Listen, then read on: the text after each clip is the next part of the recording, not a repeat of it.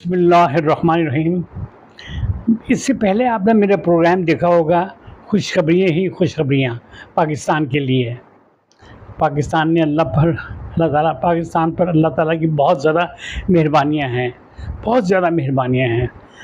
पाकिस्तान में अब सोना भी निकलाया है, पेट्रोल भी निकलाया है, गैस भी निकलाई है, मिनरल्स निकल रहे हैं, धात निकलाई है।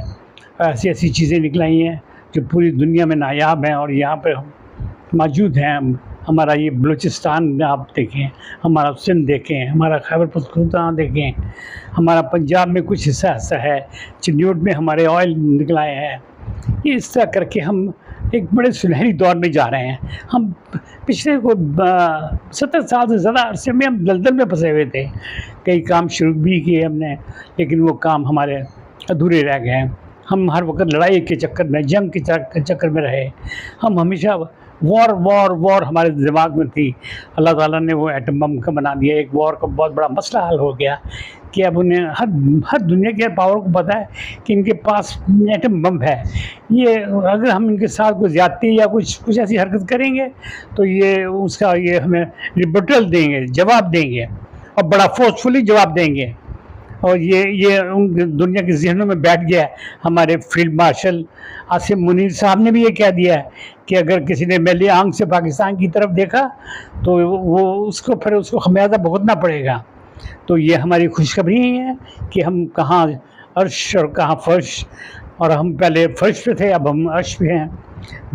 अमेरिका ने हमें वहाँ की कंपनी तक पाकिस्तान पहुँच चुकी हैं। वो अपना काम शुरू कर चुकी हैं। और हमारे जो डोनाल्ड ट्रंप साहब के कई रिश्तेदार हैं जो ऑयलिंग का काम करते हैं, वो भी इसमें इन्वॉल्व हैं। उनकी भी कई कंपनियां हैं। और ये इस तरह करके ये मामला बहुत खूबसूरत तरीके से ये आगे बढ़ रहे हैं। अभी हमें अपनी डिप्लोमेसी को भी इससे लेना है, सियासत को भी लेना है। सियासत जो है ना, इससे हम इस्टेब्लिश हो सकते हैं। सियासत का ये होता है कि अवाम सारे इकट्ठे मिल के चलें, हमारे लीडर सारे इकट्ठे मिल के चलें, जिसमें हमारी नेशनलिटी, जिसमें हमारी बेहतरी हो, वो सबके लिए एक बराबर हो। वो गरीब के लिए भी हो, अमीर के लिए भी हो और मीडियोकर के लिए हो। यहाँ मीडियोकर तो बुरी तरह पिस गया है। सफ़ेद पोस्ट का तो बिल्कुल ख़त्मा हो गया है। यहाँ तो अमीर से अमीर तर हो गया और गरीब से गरीब तर हो गया। हमारी फसलें, हमारे हर चीज़, अल्लाह ताला ने हमें पहाड़ दिए हैं, जंगल दिए हुए हैं, समुद्र दिए हुए हैं, हमें हर चीज़ से नवाजा हुआ है। आप इंडिया को देखें, इंडिया के पास एक तरफ तो चाइना लगा हुआ है, वो उसके साथ वो उसकी अनबन है। एक तरफ पाकिस्तान के साथ बॉर्डर मिला हुआ है, उसके साथ उसकी अनबन है। एक तरफ अफ़गानिस्तान का भी थोड़ा सा हिस्सा मिलता है, वो उसके साथ भी अनबन है। अब वो जिस तरफ भी वो उसका कोई निकलता है तो कुछ उसकी कुछ छेड़खानी उसकी है। और वो अपने आप को सुपर पावर का समझ रहा था आज से कुछ महीने पहले कि जी मैं दुनिया का दूसरा तीसरा सुपर पावर बनने चला हूँ। अब ये जो ट्रंप साहब आए हैं कि क्या इनकी हुई, लेकिन ये शॉर्ट टर्म पॉलिसी है, ये हमें ख्याल रखना चाहिए। क्योंकि ये जो ट्रंप साहब हैं, ये इन्होंने 2-3 साल रहना है, फिर चले जाना है। हमें लंबी पॉलिसी लेनी चाहिए, हमें ऐसे काम करने चाहिए जिससे हमें पूरा फ़ायदा हो। यही हमारे लिए ये खुशखबरियों का एक अल्लाह ताला ने हमारे लिए दरवाज़ा खोल दिया है। तो ये दरवाज़ा हर वक्त खुला नहीं रहेगा, हमें ज़्यादा से ज़्यादा फ़ायदा उठाना चाहिए और ज़्यादा फ़ायदा उठाएंगे ताकि हमारी कौम अपने पाँव पर खड़ी हो सके। अब हमें ये रिश्वतखोरी, ये नंबर 2 काम, ये इस तरह के ये क्या कहते हैं, ये लेन देन में ये सौदाबाजियाँ, ये कमीशन्स वगैरह, ये काम अब हमें नहीं करना चाहिए। अब कर चुके हैं, अब जिन्होंने कर दिए ख़त्म करें। अब ये नए सिरे से चलें। खुदा के लिए मेरी तो ये बस दुआ है कि हम नए सिरे से चलें। अल्लाह ने हमें चांस दिया है तो हम क्यों ना करें। अल्लाह ताला ने हमें ये खुशखबरी इनायत कर दी है कि उठो उठो उठो आप और अपने कदमों पर खड़े हो जाओ, यही वक्त है। और अभी पूरी इवन इसराइल इस वक्त पाकिस्तान के आगे वो घबरा रहा है, क्योंकि हमारे जो मिसाइल हैं वो इसराइल पर डायरेक्ट हमला कर सकते हैं। ऐसे ऐसे अल्लाह ताला ने हमें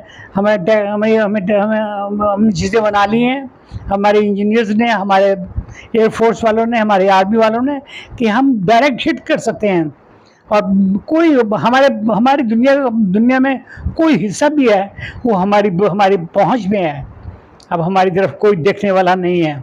हमें बहुत अमन सुकून के साथ अपनी डेवलपमेंट्स के लिए, अपनी बेहतरी के लिए, अपनी अपने अपने लोगों की जो है ना उसको बेहतरी के लिए सोचना चाहिए, ताकि ये खुशहाल बहुत बढ़ जाए, ये गुर्बत में पिसे हुए लोग ऊपर उठे, इनके बच्चे पढ़ाइयाँ करें, स्कूलों में जाएं, अस्पताल अच्छे हों, और वेलफेयर के जो काम हैं, जो बूढ़े लोग हैं उनके लिए बेहतरीन कोई ऐसे सिलसिले बनाए जाएँ, उनके लिए वजीफ़े मुकर्रर किए जाएँ।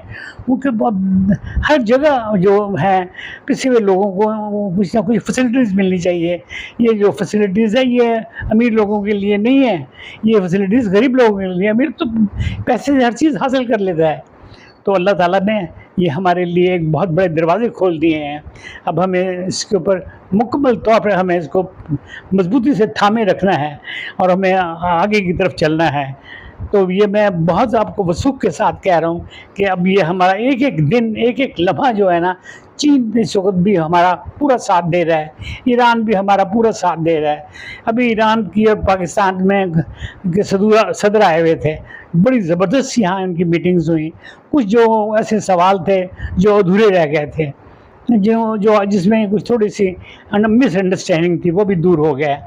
अब हमें चीन के साथ, बल्कि अमेरिका की ये ख्वाहिश है कि ईरान और पाकिस्तान और ये जो है अमेरिका और ये सारा मिला के कुछ ऐसा सिलसिला बनाए कि ये आगे वॉर का सिलसिला बन जाए, क्योंकि उनको अपनी भी फ़िक्र है कि उन्होंने भी नोबेल प्राइज़ लेना है। वो कहते हैं कि मैं भी जाते जाते नोबेल प्राइज़ ले लूँ, लेकिन उनका नोबेल प्राइज़ तो हमने तो पक्का कर दिया है, लेकिन भारत की तरफ से अभी पक्का नहीं हुआ। भारत अभी तक हमारी तरफ बहुत खूनखार नज़रों से देख रहा है। वो नहीं चाहता कि हम कोई बेहतर लाइन पर चल सकें। हमें दलदल में घसीटना चाहता है। वो हमारे हर मौके, हर तरह हमारे वो जग घसाई चाहता है। अब हम उसके जंगल से निकल चुके हैं, अब उसकी दुनिया में जग घसाई हो रही है। अब ये उनका वज़ीर-ए-आज़म अपने मुल्क में क्या, वो बाहरी मुल्क में क्या, हर जगह वो छिपता फिर रहा है कि वो लोग पूछते फिरते हैं उससे, हर आदमी, कि तुमने क्या किया, क्या नहीं किया, तुम दिखाओ हमें बताओ हमें। ये ज़बरदस्त एक जो रेवोल्यूशन आ गया है। ये दुनिया पूरी ये जो वॉर हुई ना, ये जो पाकिस्तान और इंडिया की और ईरान और इसराइल की, इसने पूरी दुनिया का एक नक्शा बदल दिया है, इसको उलट के रख दिया है। अब ये वो चीज़ नहीं रही। अब वो इधर उधर रूस ने कह दिया, ज़बरदस्त तरीके से कह दिया कि यूक्रेन से मैंने 4 सूबे लेने हैं, और यूक्रेन वाले भी तैयार हो गए कि हम 4 सूबे देने के लिए तैयार हैं। अमेरिका भी कह रहा है कि ठीक है, आप सूबे ले लो।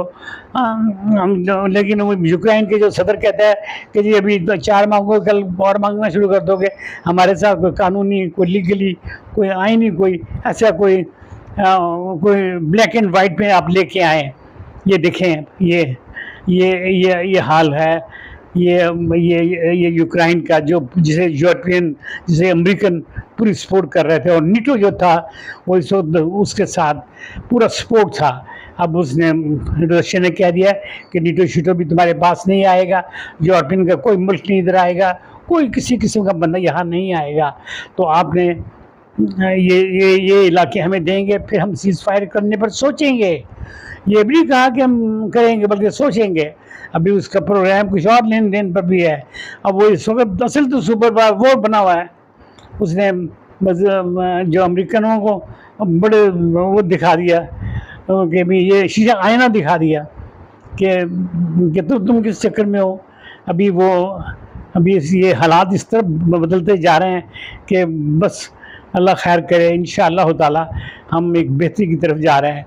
तो मेरे भाइयों, मैं फिर दोबारा कहना चाहता हूँ कि मुझे लाइक करना, शेयर करना, और मुझे ना भूलिएगा, क्योंकि यू आर माई पावर।